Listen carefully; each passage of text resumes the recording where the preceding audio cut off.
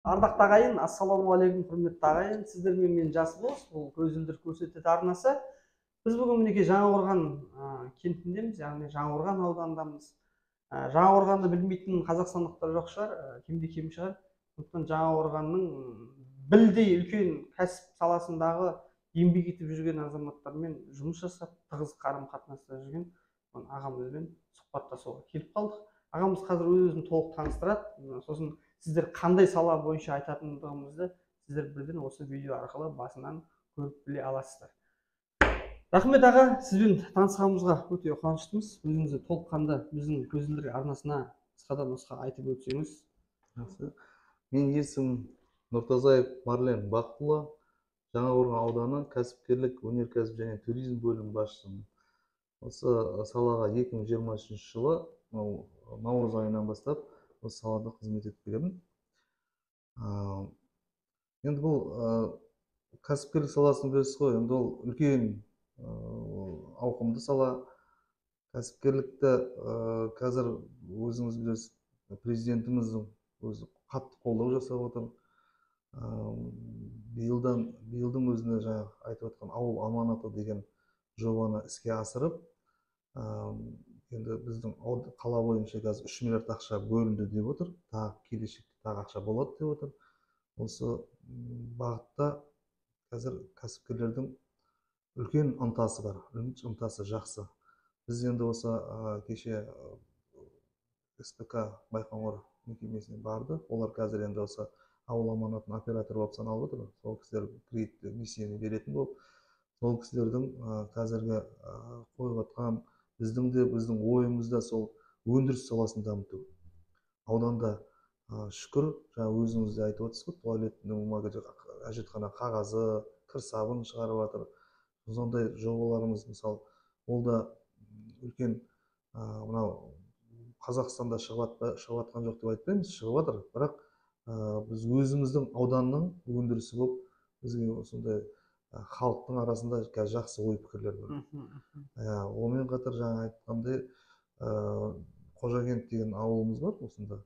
Ол жерде жас жігіт, ол да Мейірбек, ол осы үйдің төбесіне жағатын жаңағы оцинкованный листтен жасалатын, қағалтырдан жасалатын, біз жапқыш дейміз ғой, үйдің шифер. Соны жасап жатыр қазір. Оның ерекшеліктері, енді қазір мысалы мен қай базарға барсам да 6 метрліктен ұзақ аламаймын да. Ол жерде заказ беріп алсаңыз, қанша метр заказ бересіз? 7 метр қылып берсеңіз де, 9 метр қылып берсеңіз де істеп береді. Ол уже мысалы менің өзім ойлаймын, құрағаннан гөрі бүтін болған. Қандай да адам болса да оған жақсы. Егер де мен оны жақын жерде тұрсам, маған алып келуге ыңғайлы болса, ол өте тиімді деп ойлаймын осыны. Соны ол кісі шығарып жатқан жігіт өзі кеше Түркістан облысының, Түркістан қаласында ПТК дейді, соны шығарып жатқан жігітпен сөйлесіп, екеуі бағасын келісіп ауыстырып алыпты. Бартер жасап. Ол бетонды айтады, мен кешегі біз енді бұрынғы Союздың кезіндегі нелермен қалыптасып қалған. Мысалы 5-10 метр өзі жаңағы снептің несінде шығарылатын бетондар, 6-3 дейді, 63. Сөйтіп сондай шығар десем, жоқ дейді. Оларда да қазір бетонды шығарған кезде 7 метр қылып кесіп, на месте сол жерде кесіп береді дейді бетонды. Мысалы сіздің үйіңіз қазір 5-40 болып тұрса, ровно 5-40-ыңыз кесіп береді. Уже мына кәсіптің өте бір қазіргі заманауи кәсіптің түрі деп есептеймін онда. Өйткені керек қой, мысалы өзіңізге де бір жер жетпей тұрса, жамай алмайсыз бетонды. Анау әдемі нәрсе. Артығы болса кесіп жатпайсыз. Намесі сол жерден керегіңізді алып үйге. Халыққа қажетті дүниені тиімді, қажетті беріп отырған. Сол халықтың сұранысын несін қанағаттандырып отыр деп есептейміз. Жалпы енді сіздер осы Жаңақорған ауданы, енді біздің Қызылорда облысының шекаралас, енді оңтүстік Қазақстан облысы, қазіргі Түркістан облысының шекаралас жер болғаннан кейін, енді сіздердің таңның да атуы сіздерден ертерек шығады, бізден бұрын күнді көресіздер деген секілді. Енді сіздердің азаматтарыңызда бір арасы керек, бұл жақта шынында келгенде шамалы іскерлік қабілеттері өте жоғары деп айтуға болады. Енді жалпы кәсіпкерлікке қызығушылығы бар азаматтар қаншалықты бұрынғыға қарағанда қандай нәтижелер бар? Енді сіз енді осы салада келіп жатсыз ғой, сіз бұрынғы өзіңіздің салаңызда айтып өткеніңіздей, осы эфир болмас бұрын Шиелі ауданында жұмыс жасадым дедіңіз. Иә. Сосын осы уақытқа жақында келдім дедіңіз. Осы жұмыс март, яғни Иә. наурыз айында келдім деп отырсыз. Жалпы енді қалай біздің халықтың жаңа ынтасы бар, жоғары деп отырсыз ғой. Өндіріске деген сұранысты көп болса айтарлықтай қолдау білдіреміз деп отырсыздар. Енді жалпы біздің осы Жаңақорған ауданында қанша, қай ауылда, қай жерлерде мүмкіндіктер көп, әсіресе халықтың сұранысында? Енді былай айтқанда бізде тау-беткей дейміз, сыр-беткей деп, қазір біз ауданда осылай екіге бөлініп сондай бір өзі бөлінседі.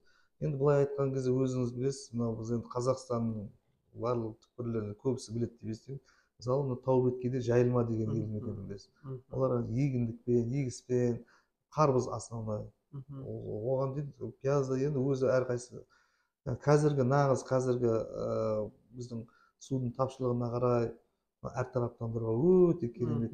Ол кісілердің енді бұл тәжірибесі дейміз, ол тәжірибесі өте мол ауыл мысалы. Бір ауылда мысалы 500 гектардан 700-800 гектарға дейін егеді бір ауылда. Мысалы сондай жобада мысалы бізде жаңа айтып отқан сыр-беткей дейміз. Ол жақта енді көбіне бізде егіс, күріш егеді. Әртараптандыруға да биыл мысалы қазір картошка, фьючерспен де алып жатқандар бар, мысалы форвард дейміз ғой. Оларды бізде қазір халықтың ынтасы жақсы. Форвардқа қанша адам өтініш беріп жатыр? Форвардта қысқаша айтып түсіндіріп кетсеңіз. Форвард деген мысалы мына СПК Байқоңыр деп айтып отырмыз ғой. Сол СПК Байқоңыр форвард есебінде мысалы көктемгі уақытта сізге ақша береді. Ауысымдық. Иә. Мысалы сіз егетін уақытта сізге ақша береді, сіз өзіңіз өтінім тастайсыз. Осындай маған қаражат. Сол қаражатты күздің күні өніммен қайтарасыз. Мысалы сол жерде екеуіңізде келісімшарт болады. Сол келісімшартта берген ақшасына, сол ақшасына қайтарады. Баға қанша болады, өнімді қалай өткізесіз, сонда өзі екеуара келісімшарт келіседі, сөйтіп егеді. Ол үшін ауданға сіздерге келу керек, иә? Жоқ, бізге болғанда ол жерде көктемде осы форвардты көктемде басталды. Ауыл шаруашылық бөлімі, біз кәсіпкерлер бізге де келіп жатыр барлық. Сол жерде біз ұйымдастыру жағында. Мысалы бұл былай қарағанда ол кәсіпкерде өте тиімді нәрсе. Мұны кәсіпкерде ең бірінші кәсіпті бастау оңай да, бәрін жүргізу оңай. Огород ексеңіз де егуге болады. Бұнда ең қиыны баға, қалай болады? Ертең соңғы бәрібір сіз өнімді мәреге келгенде, мәреге келген кезде, мысалы өзі өнімді алатын кезде сіз оны сату жағын уже соны екпей жатып сатуды ойлау керек. Сол кезде мысалы СПК-ның рөлі өте жоғары болып тұр. Бағаны уже көктемде береді сізге, сол сіз егесіз. Сіз уже біліп тұрсыз, сіздің уже сатам сол бағаға. Потенциалды уже сіздің алатын адамыңыз бар. Сіз қорықпайсыз уже. Сіз шығарған. Одан артық алып өнім алсаңыз, ол сіздің уже пайдаңыз ол. Ол биылдан бастап жүзеге асады. Жоқ, ол негізі алдында да болып жатыр, бірақ енді осы жыл қолға жақсы алынып жатыр. Енді биыл жақсы алу керек қой. Былай қаласа, өйткені бұның өзі де былай ғой, осы әлеуметтік желі арқылы да мысалы кәсіпкерлер осы көп адам көреді. Бұл биыл егер де осыдан өнімді жақсы шығарып, осыдан өнім жақсы пайда тапқан адам болса, нәтижесі болса, ол же халықтың ортасында жақсы. Өйткені бір, екінші бізде қазір өзіңіздің Сырдарияның жағдайын біліп отырсыз. Күріштіктердің уже алқабын азайту керек деп жатыр, әртараптандыруға көшу керек деп жатыр. Сосын мынау біздің жаңағы өзіміздің тамақ өндірісі ғой, енді бұл айтқан кезде барлығы мысалы картошканың кезде барлық тамақ өндірісіне жатыр. Тамақ өндірісін баға саясатын тұрақтандыру өте көп әсер етеді. Біздің кәсіпкерлердің өзін егер де біз сырттан алдыртатсақ, мысалы картошканы көбіне Қостанай жақтан алып келеді. Жол бар. Қанша жағдайлар болады. Жол болғасын кәсіпкер болады, екінші адам болса уже баға делдалдық болады. Ол жерде егер де жергілікті өнім болса, біздің жергілікті кәсіпкерімізге көмек, бұл жерде екінші взаимное отношение. Экономикамызға да. Біздің облыстың взаимный бірге кәсіпкермен облыс әкімдіктің екеуінің ортасындағы қарым-қатынасының жақсылығы. Мына кісі өніммен қамтамасыз етеді, мына кісі соның қаражатын береді. Ол әдемі негізі. Осы саланы көбейтсек өте тамаша нәрсе. Жалпы енді біздің көп адамдар осы көзілдірік арнасы арқылы көптеген бізге сұрақтар келеді. Өйткені біз тәуелсіз арна болғаннан кейін, біздікі бұл негізі әр нәрсенің өзінің хоббиі болады, хобби кейін өз мақсатқа айналады деген сияқты, одан кейін жетістік болады. жалпы біздің арнамызға қазір көптеген ұсыныс хаттар келеді, түрлі сұрақтар келеді. Сондықтан енді біз бүгінгі Жаңақорған ауданына келгеннен кейін, жалпы аудандық деңгейде болғаннан кейін біз ауданның қазіргі экономикалығы, сіздердің кәсіпкерлік салаларына барлығымыз көрсетейік. Өйткені сіздер осы Қызылорда облысы бойынша көш бастап тұрған аудандардың бірісіздер. Кәсіпкерлік жағынан да, енді демографиялық жағынан да көш бастап келе жатқан ауданның. Жалпы өздеріңіздің биылғы қандай жаңалықтарыңыз бар кәсіпкерлік салаларында? Жалпы өсім, түсім, жалпы кәсіпкерлердің саны енді қандай?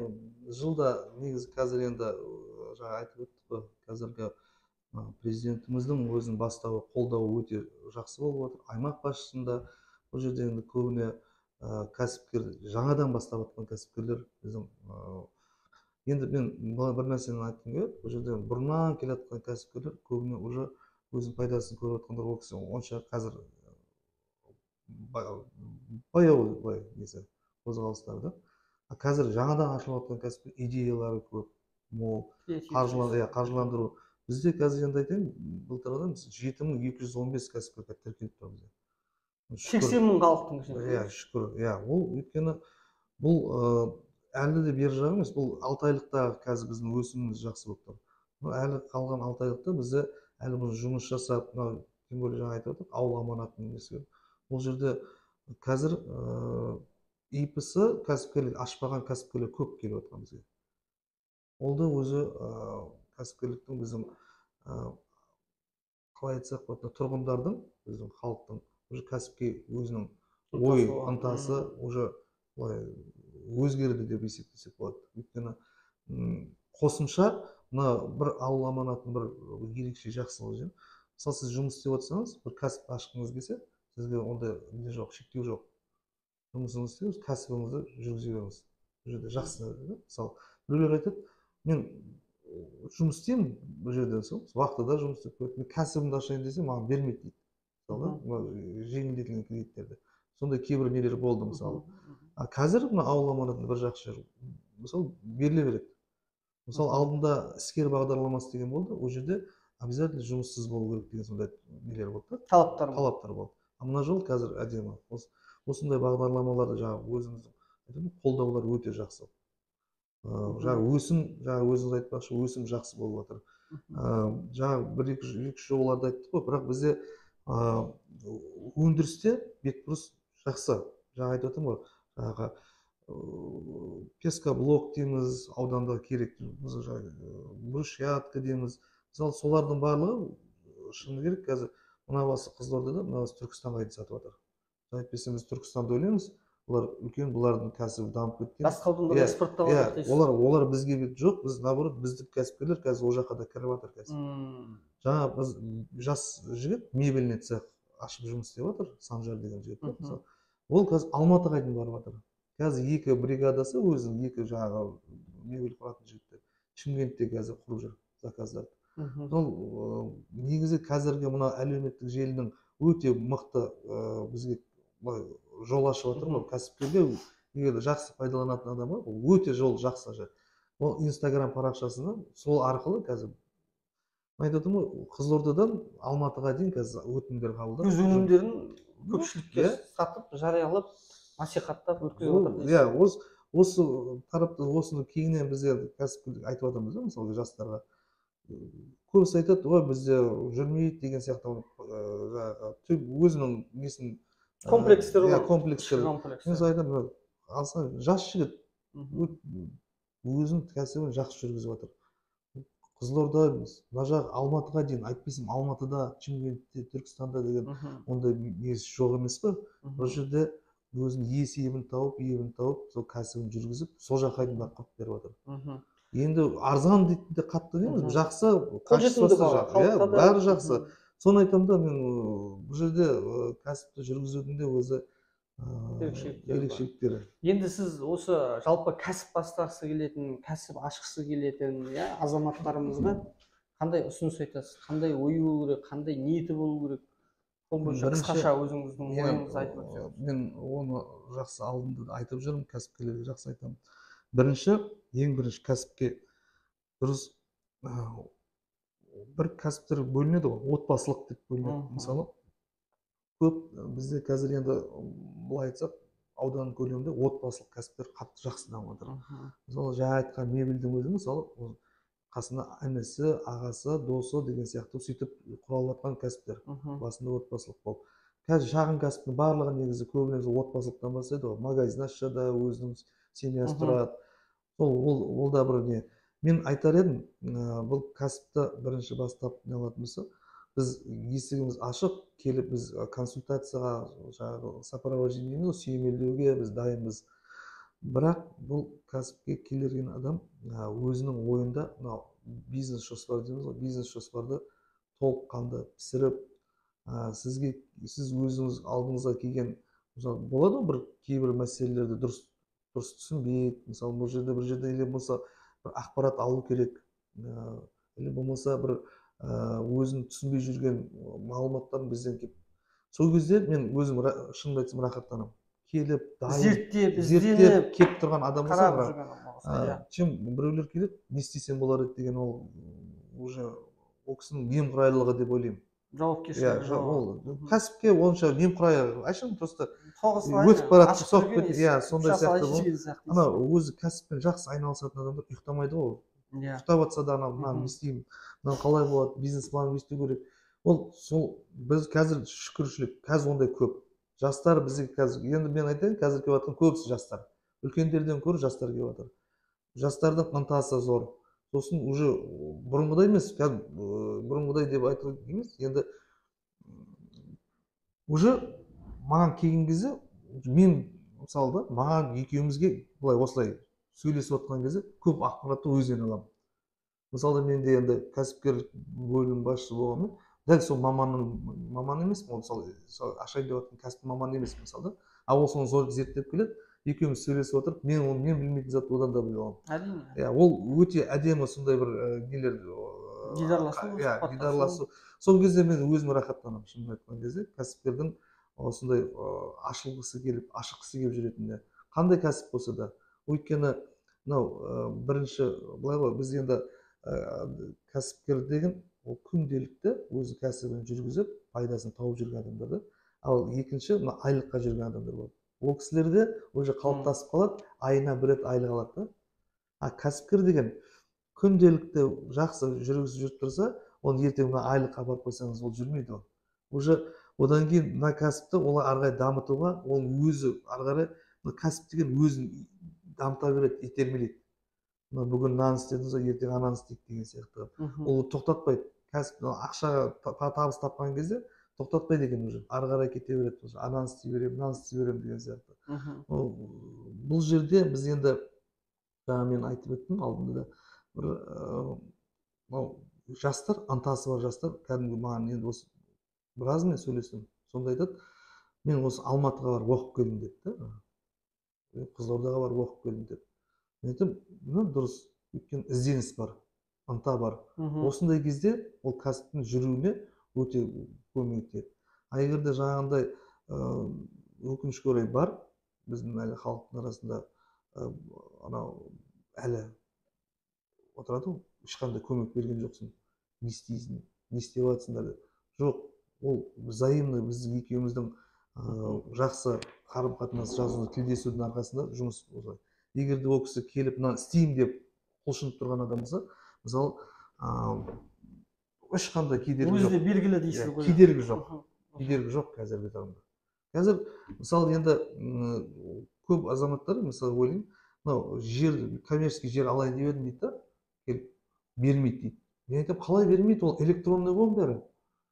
Қазір акимат оны только, мысалы, жер бөлімі қазір оны только шарат болды. Біз соны әлі түсінбейтіндер бар. Оны маған бермейді деп айтады. Бермейді дейді. Жоқ, ол жерде электронный, сен бағаңды өзің қоя бер. Қай жерге дейін бара аласың, сол жерге дейін бағаңды қой, мысалы да. Көп адам енді, мысалы, жоқ емес, мәселе бар, жер мәселесінде бар, мысалы. Орталықтан жер алғысы келеді. Ол жерінде, мысалы, айналып келгенде кәсіпті ашу үшін инфраструктураға келу керек. Мәселе бәрі соған келіп тіреледі. Ол кедергілердің түрі көп қой негізі ол. Егер де соның барлығын тізбектеп өзім жаңағыдай біреуге кінәлап жүре беретініміз, ол қазір действительно жүрмейді. Соны қайта бірге шешуге келіп, өтініш тастап, бірге жұмыс жасаса, ол шешілмейтін мәселе жоқ деп ойлаймын. Мгм. Қазір қолдау жеткілікті, қолдау жақсы, кредит болсын, мынау акимат тарапынан да жергілікті мынау өте жақсы. Бұрын мен өтірік айтпаймын, 2008-2009-да мысалы мен өзімді кәсіппен айналыстым. Ол кезде деген бөлек тұғын еді. Ол кезде сәл қиыншылықтар болды. Ол кезде енді мынандай жеңілдіктер болған жоқ. Бір жерден барып кредит алып ары қарай жауап бере салатын. Ол кезде қиындықтар болды. Қазір шүкір, қазір айтып отырмын, барлық енді президенттің өзі, аймақ басшысының өзі мынандай қолдау көрсетіп, анау нені ақшаны көптеп клиенттер бізге былай айтты да тапсырма. Жаңақорған әр аудан 3 миллиардқа жоба табыңдар деді. 3 миллиардтан асып кетті біздің. Өтінімдер көп. Соған қарай енді жұмыс жасаңдар, енді сол ақша тарту керек. Енді Құдай қаласа, осы ақшаны игерсек, может тағы да ақша болса, ол кезде биылдың өзіне 2 миллиард Жаңақорғанға мысалы бұл да инвестиция саналады. Жеке кәсіптің инвестициясы. Әрине. Осының өзі де біраз үлкен серпін береді деп ойлаймын ауданға. Жақсы. Рахмет. Біз енді қысқадан нұсқа болғаннан кейін сіздің де уақытыңызды алмайық деп, сіз енді қазір жиналыс деп отырсыз ғой, енді жиналыс болған, біз жиналыстың да уақытысында келіп қалған екенбіз. Жалпы рахмет, танысқаныма қуаныштымын. Біздің Жаңақорған ауданының көрермендері болса, көріп отырған кәсіпкерлер айтып жатыр ғой ағамыз, барлығы бар, барлығын жасаймыз, мүмкіншілік бар деп. Енді бұл кісілер енді орындаушы болғаннан кейін мемлекеттің жасалып жатқан осындай мүмкіндігін орындап, осы елге болсын деп, жұртқа болсын деп жүрген азаматтармен келіп сұхбаттасу біз үшін бір үлкен ғанибет деп айта аламыз. Біздің де мақсатымыз көзілдірікті көрсететін сол, өйткені билікпенен халықтың ортасындағы алтын көпір іспеттес болғаннан кейін біз тәуелсіз арнамыз қай уақытта да, қай кезде де шынайы ақпараттарды таратуға бел буған біздің өзіміздің мақсатымыз солай. Сондықтан толық ақпаратты осы Жаңақорған аудандағы кәсіпкерлік бөлімі бойынша мағлұмат алатын болсаңыздар, төменде көрсетілген нөмірлерге және де бұқаралық ақпарат құралдарына шықсаңыздар болады. Қысқадан нұсқа біздің бағдарламамызға ой пікіріңізді айтып өтсеңіз. Сіздерге де жетістік тілейміз. Ал енді жаңа айтып отырсыз, өзіміз халықпен ортасында көпір. Осы сіздердің жетістіктеріңізбен былай ойлаймын, жаңағыда көрермендеріңіз көп болса, сіз ол сіздің табысыңыз деп. Табысты болыңыздар, жетістіктеріңіз көп болсын. Рахмет, алтындай уақыт бөлгендеріңізге. Құрметті достар, біздің ой пікіріміз, ұсынысымыз, сұхбатымыз ұнаса лайк басыңыздар, løпел басыңыздар, ұнамаса дизлайк, пікір қалдырыңыздар, бірақ міндетті түрде. Сондықтан барлық Қызылорда облысы болсын, Қазақстан жан-жақтан көріп отқан ағайындардың барлықтарына жалынды сәлем. Арнайы Жаңақорғаннан көзілдірік. Соңына дейін көргендеріңіз үшін үлкен рахмет. Жаңағыдай тағы да басылмай қалса, бір жағдай болып жатса дейсің.